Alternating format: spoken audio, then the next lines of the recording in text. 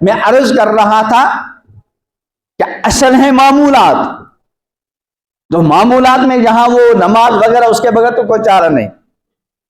کبھی کہتے ہیں نا کہ مجھے فلاں بزرگ نے وظیفہ بتایا، کچھ معمولات بتائے، تو کچھ تو بزرگوں کے بتائے ہوئے معمولات ہوتے ہیں، اور وہ بھی اپنی طرف سے نہیں، وہ تو پیغمبر علیہ السلام کے معمولات. لیکن کچھ معمولات ایسے ہیں، اللہ اکبر اللہ اکبر، کچھ وظائف اللہ اکبر اللہ اکبر. یہاں کسی بزرگ کے ساتھ ہمیں عقیدت ہو، وہ ہمیں کوئی معمول بتائے کہ بیٹا یہ عمل کیا کرو روز، کچھ بھی ہو، ہم اس کا لحاظ رکھتے ہیں کہ فلاں عظیم بزرگ نے مجھے رات کے اندر خواب میں بتایا. حالانکہ خواب کوئی حجت تو ہے ہی نہیں، خواب کوئی شرعی حجت نہیں. ٹھیک ہے، حدیث میں ہے لم یبق من نبوت الا المبشرات، کہ نبوت میں سے کوئی چیز نہیں باقی رہی سوائے مبشرات کے. عرض کیا گیا ومل مبشرات، یہ مبشرات کیا چیز ہیں؟ پیغمبر کریم علیہ السلام نے ارشاد فرمایا ما رآہ المومن، یا جو مومن نے خود دیکھی کوئی اچھی چیز یا اس کے حق میں کسی نے دیکھی. لیکن اس کے باوجود خواب کوئی شرعی حجت. اگر کسی کے خواب میں حضرت امیر کبیر میر سید الحمدانی رحمۃ اللہ علیہ آئے، حضرت شیخ عبد القادر جیلانی رحمۃ اللہ علیہ آئے، حضرت خواجہ معین الدین چشتی رحمۃ اللہ علیہ، یا کوئی اور اللہ کا نیک بندہ خواب میں آیا اور اس نے خواب میں کوئی وظیفہ بتایا، شاید زندگی بھر اس وظیفے کو ترک نہیں کریں. حالانکہ اگر کوئی بزرگ بیداری میں کوئی وظیفہ بتا دے تو اس وظیفے پر عمل کرنا فرض ہے یا واجب؟ نہ فرض ہے نہ واجب ہے نہ سنت ہے. ٹھیک ہے، برکت کی جو بزرگ نے بتایا عمل کرے اچھا ہے، تو بیداری میں بھی بتا دے فرض واجب عمل کرنا کرے تو سعادت ہے. اور بیداری خواب کا معاملہ تو اور بھی زیادہ ہوا ہے.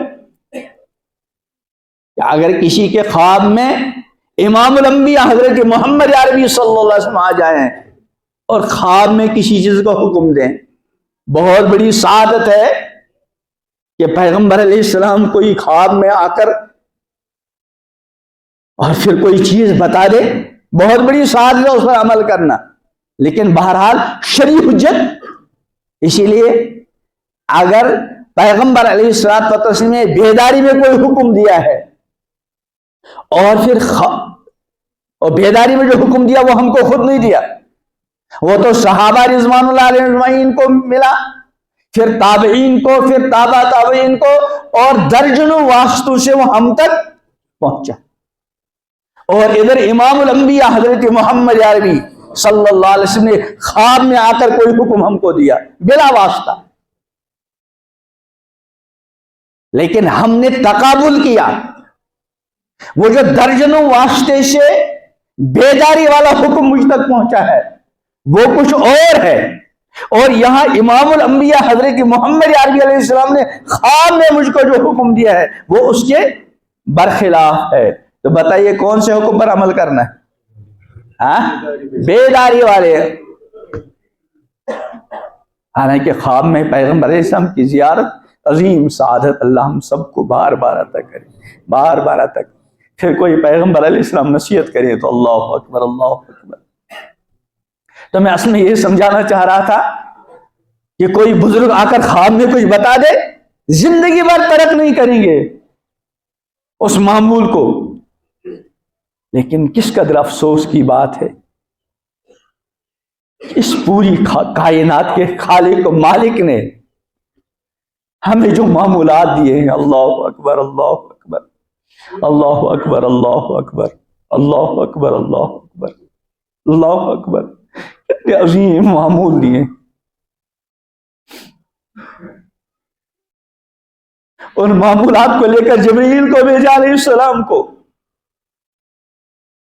اور پھر وہ معمولات امام الانبیاء حضرت محمد عربی صلی اللہ علیہ وسلم کے ذریعے بتائے. ان معمولات کو بتانے کے لیے قرآن مقدس اپنا کلام عطا کیا.